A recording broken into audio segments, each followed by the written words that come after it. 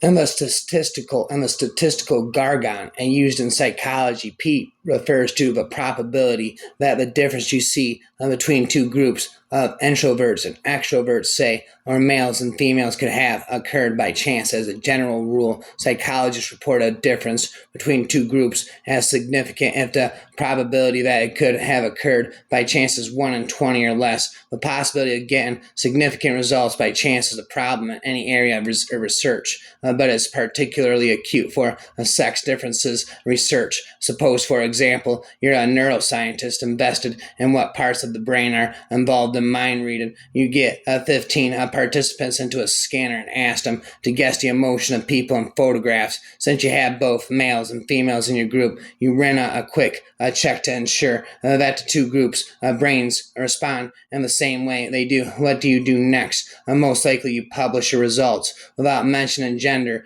at all in your report, except to note the number of male and female participants. What you don't do is publish your findings with the title "No Sex Differences in Neural Circuitry Involved in Understanding Others' Minds." This is perfectly reasonable. After all, you weren't looking for a gender difference, and there were only small numbers of each sex in your study. But remember that even if males and females overall respond the same way on a task, 5% of studies investigating this question will throw up a significant difference between sexes by chance. As Hines has explained, sex is easily assessed, routinely evaluated, and not always reported because it is more interesting to find a difference than to find no difference. 19 failures to observe a difference between men and women go unreported, whereas the 1 in 20 finding of a difference is likely to be published. This contributes to the so-called file drawer phenomenon, whereby studies that do find sex differences get published, but those that don't languish unpublished and unseen in a researcher's file drawer.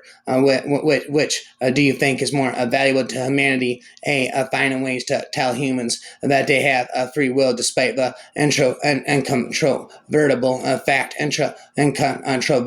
fact that their actions are completely dictated by the laws of physics as instantiated in our bodies, brains, and environments, that is engaging in the honored philosophical practice of showing that our notion of free will can be compatible with determinism, or B, telling people based on our scientific knowledge of physics and neurology and behavior that our actions are predetermined rather than dictated by some ghost in our brains, and then sussing out the consequences of that conclusion and applying them to society. Of course, my answer is B. The mind, it occurs to me, is an engine. There is an ambient mode in which the mind sits idling before there is information. Some minds idling in a kind of dread and crouch, waiting to be offended. Others stand up straight, eyes slightly wide, unexpected, expecting to be pleasantly surprised. Some minds imagining the great, what is out there, imagine it intends doom for them. Others imagine there is something out there that may be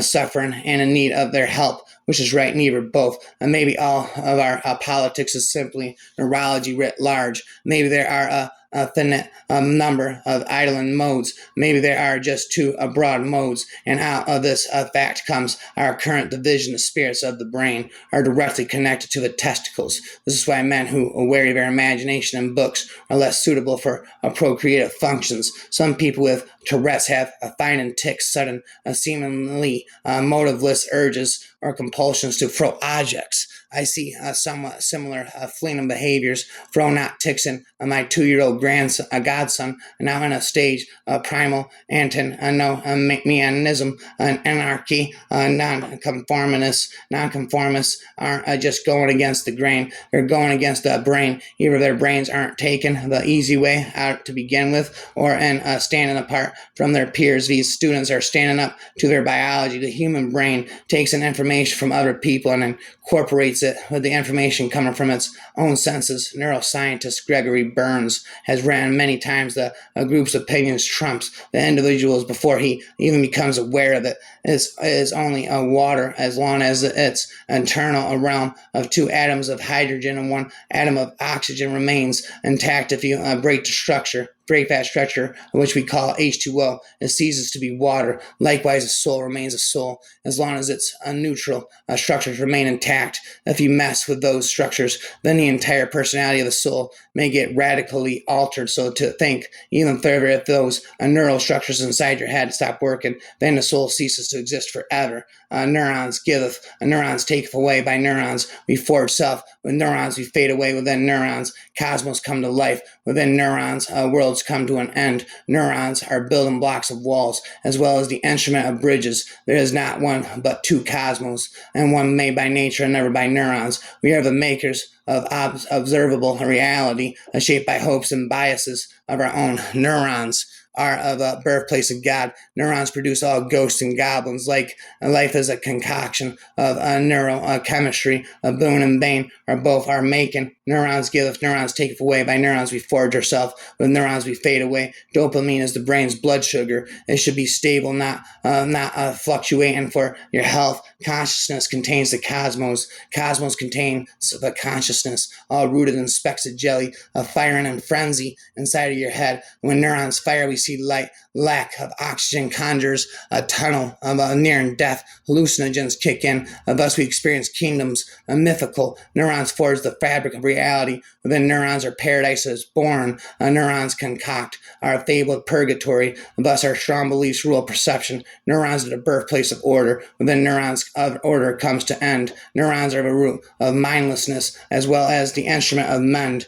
From the dark furnace of the mind, the human skull. From the dark furnace of the human skull dawns the light of humankind. Even the dumbest of us holds in our brain the biggest mystery known to mankind. For the neocortex column and how it works. Hallucinations are the foundation of perception. Delusions are the foundation of persecution. A day you grow up to distinguish between the two, you shall become a pillar of civilization. The amazing flexibility of our minds seems nearly irreconcilable with the notion that our brains must be made out of a fixed rule hardware which cannot be reprogrammed. We cannot make our neurons fire faster or slower. We cannot rewire our brains. We cannot redesign the interior of our neuron. We cannot make any choices about the hardware, and yet we can control how we think. The nervous system indicates. The nervous system dictates what that soul attracts into her life. If your neurons are destroyed, you won't know where you are, what you want, or where you want to go. I don't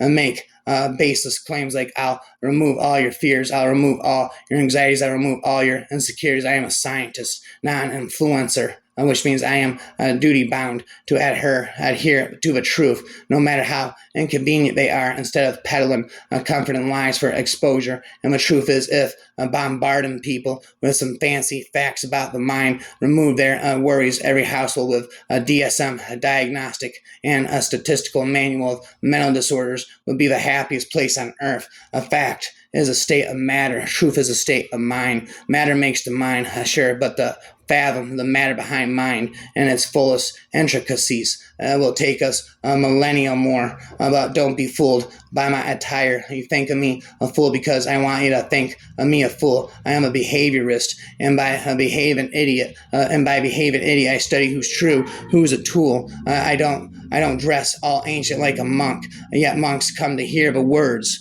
I utter. I don't dress fancy like world leaders. Yet world leaders look to me for answer. I don't wear the uniform of law, yet coppers study me to be better cops. I never got to put on a white coat, yet white coats study me to be better docs. I am the person beyond the paradigm. I am but a reflection of the best of humankind. A brain is the seat of the being. The brain is the seat of the being. No language speaks to computers better than code. No language speaks of matter better than physics. No language speaks of mind better than neurology. No language speaks pattern better than mathematics. No language speaks of thought better than philosophy. No language speaks of emotion better than poetry. No language speaks of justice better than sociology. No language speaks of behavior better than psychology. A brain used to lift the world is the only human brain. A brain used to lift the world is the only human brain. All else is mindless protoplasm, ever consumed with greed and gain. A body cannot survive in the vacuum of space.